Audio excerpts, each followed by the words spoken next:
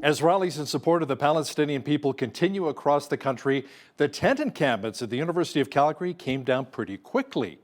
But for the encampments across the rest of the country, that's a bit of a different story.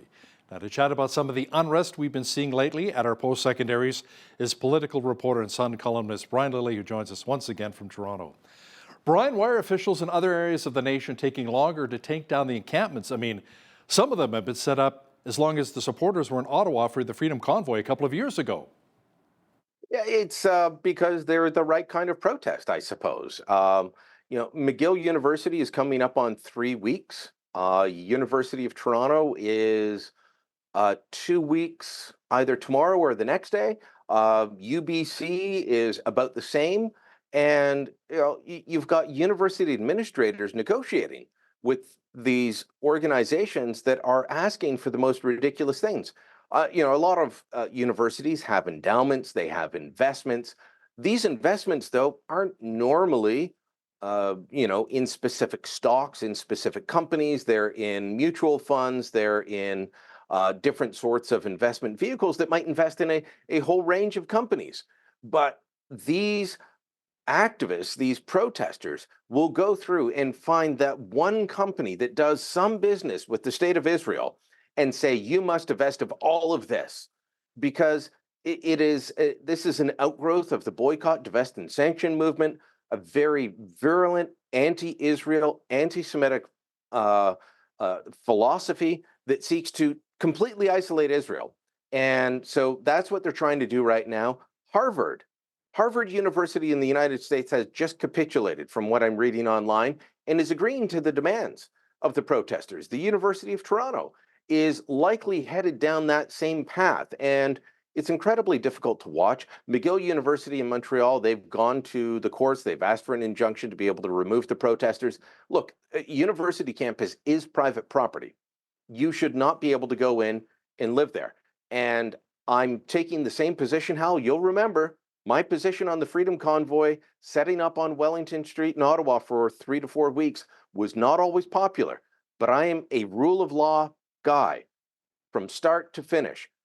Just because you are protesting a political cause and because your right to protest is guaranteed by the Charter doesn't mean you get to live wherever you want, whether that's Wellington Street in Ottawa or on the campus of your local university. You do not get to live there and just say, well, it's protected speech, it's free speech, it's, I'm protesting. Okay, well, it's 9 o'clock at night. Go home, come back tomorrow. They're not doing that. The university administrations across the country, outside of Alberta, are showing incredible weakness at the moment, and that will only lead to more protests like this and more extreme demands. Brian, a court case we're keeping a close eye on is the court case in the trial of one of the Freedom Convoy organizers, Pat King, which has begun in Ottawa. He faces a long list of charges, including mischief and obstructing police. Apparently, the King trial is causing a bit of a spectacle. What can you tell us so far? Well, so Pat King's often called an organizer of the Freedom Convoy. People like Tamara Leach and others might disagree with that. Pat King is someone that latched onto the Freedom Convoy movement. He is someone that the organizers, like Baber, like Leach, tried to distance themselves from early on because he did attract an unsavory group. He made statements that went beyond the pale. I remember some of his statements about shootings and things like that that make you stop and say, wait a minute, this is not good political hygiene. And so by the time they got to Ottawa, the main organizers had distanced themselves from King. But I still think that the charges against him are mainly political and trumped up. He is being charged with mischief in a way that the organizers of these encampments never will be. He is being prosecuted for political reasons. I'm not saying he didn't break any laws, but lots of laws are broken in this way. The organizers of the encampments will not face the same scrutiny.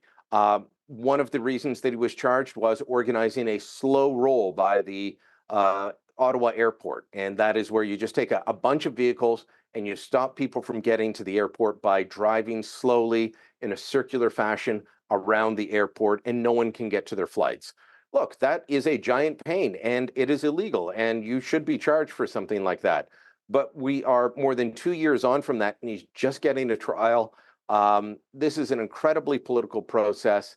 Does he deserve some charges? Yeah. Is it a massive national interest case? No, it's mischief. And he should have been charged with that. He should have been convicted or acquitted long ago. But our political system and our judicial system don't move at the speed they should. Brian, a story you broke a couple of months ago was how Luka Magnotta, despite his heinous crimes, was transferred to a medium security prison. We all have that story. Now, a new report says prison officials opted for secrecy around the transfer. Tell me more about that. Yeah, so it was back in March, got the documents, released the documents, and then shortly after that, Conservative MP Frank Caputo, um, who didn't know I was working on this story, released a video saying, I saw Luka Magnotta at this prison in Quebec, this medium security prison called La Macasa.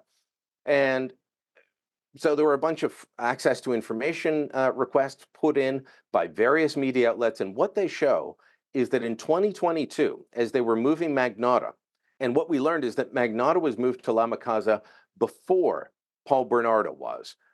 Since then, we've been told Russell Williams is at this facility. A bunch of other people with heinous crimes under their belts are at this facility.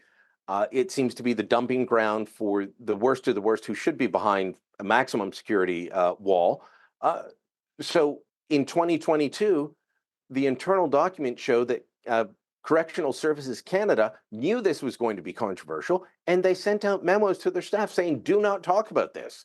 Do not release information on this. There are privacy concerns here. Well, the laws governing this actually allow for the release of information if there is a public interest. And someone like Luka Magnotta definitely meets the public interest criteria. But if you recall, part of the reason that Marco Mendicino ended up being removed from his post as public safety minister was over the whole transfer of Paul Bernardo and saying, well, he didn't know and blaming officials. These documents show Mendicino's office was made fully aware of Luka Magnotta's transfer. They knew everything about it and just decided that they would go along with the privacy factor on this. So when they feigned outrage after Bernardo, we now know that that was completely fake. Correctional Services Canada just believes that they should be the ones in charge. They make the decisions. Nobody else should have any say, including the politicians.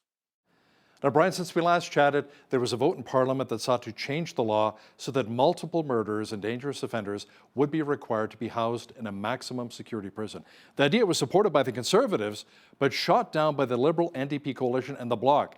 Now, some would argue that makes those other parties look like they may appear to be soft on crime.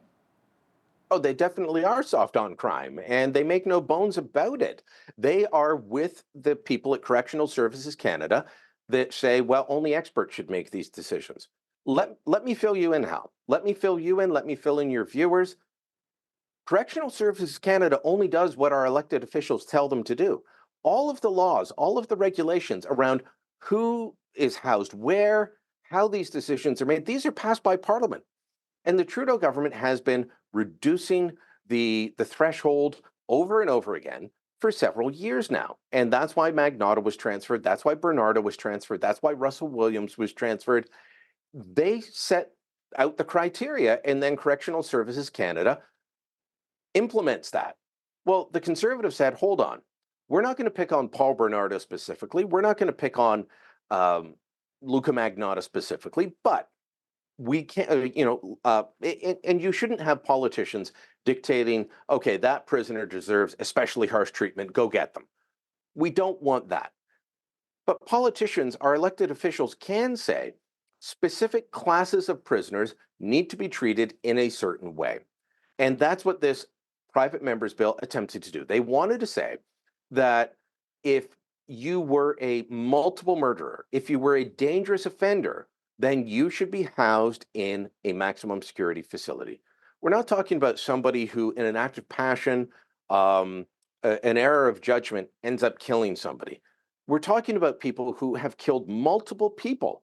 We're talking about people who have been deemed by the courts to be dangerous offenders, which means they have an indefinite jail time. those people should be housed in maximum security. And the other party said no. They want you to believe that they're in favor of the science, as they always call it, the experts, the evidence. No, that's not what they're all about. They're about being soft on crime, being soft on prisoners, soft on convicts. That is what this is all about. It is a worldview that I think is at odds with the general public, including an awful lot of Canadians who vote for the NDP, who vote for the Bloc Québécois, who vote for the Liberals. A lot of Canadians who vote for these parties, they don't want this sort of thing to be happening. But it's a philosophy that has infected the political elites. The most recent jobs report says 90,000 jobs were created across the country in April.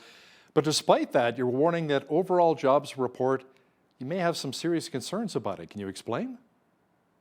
Well, once again, this past month, the number of jobs created did not surpass the number of people added to the labor force. We've got incredibly high immigration numbers right now, not just permanent residents coming in, but temporary foreign workers, temporary foreign students. And the temporary foreign students have been granted higher work exemptions or work permits by the Trudeau Liberals. And so they're adding to the workforce every single month. And so, yeah, we created 90,000 jobs, 50,000 were part-time, 40,000 were full-time. That's always worrisome when you see it like that. But, if it's a 1 month thing, you don't worry. But here's where you have to worry, is that over the last year, we've added 256,000 people to the unemployment lines. Why? Because of mass immigration. As Justin Trudeau has said, we are bringing in people faster than we can absorb them. I don't know how that's fair to them or fair to people already here, that we're bringing in more people than we can create jobs for, more people than we have houses for, more people than we have family doctors for. We've got a crisis of this happening already, and we just keep adding more and more people. So there's that side of it. The 90,000 jobs created, okay, great. But we added 108,000 people, I believe it was, to the labor force in the month of April alone. We added over the last year, as I said, 256,000 people to the unemployment line. Our unemployment rate went from 5% in April 2023 to 6.1% in April 2024. And then you look at where are the jobs created. Over the last year, 398,000 jobs created, Hal. 208,000, or 52%, were government jobs. That is untenable. Generally speaking, you want between 15 to 20% of the workforce being in the public service. That's traditionally where it's fluctuated within over several years.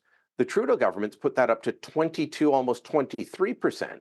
And over half of the jobs created in the last year were for federal, provincial, or municipal governments. You're not going to have a healthy economy if that is where all the job creation is. Brian, another poll has come out this week which shows that the federal Tories have a huge lead over the Liberal NDP coalition. Nano says it's about 20 points right now. So if an election was held today, it would be a landslide win for Pierre Poilievre. Absolutely would be. We're seeing projections of as many as 220 seats for the Conservatives, 64 for the Liberals. Think about that. The Liberals are at, I believe, 159 right now. They would lose a tremendous amount of seats. Remember, we're adding, I think, 7 seats across the country in the next election. Forgive me if I've got the numbers off slightly, but it's about 7 seats.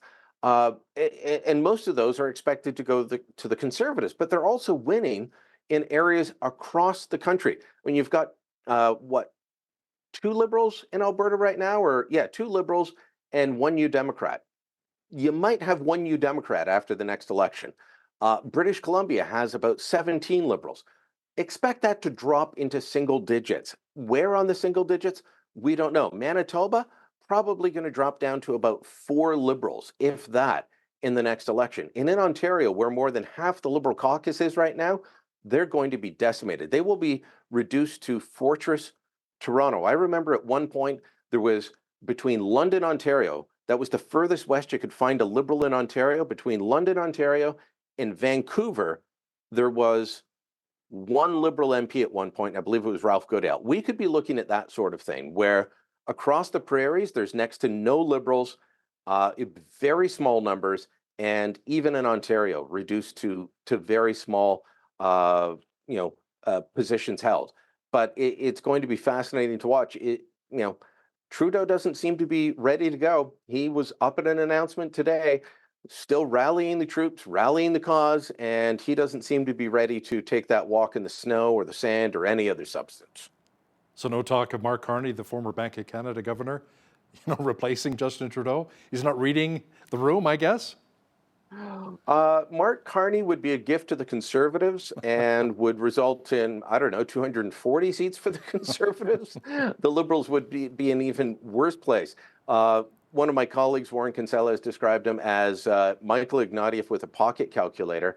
He was just in France yesterday or the day before, meeting with French President Emmanuel Macron about going to a net zero economy. He is a jet setter who has spent most of his career outside of Canada.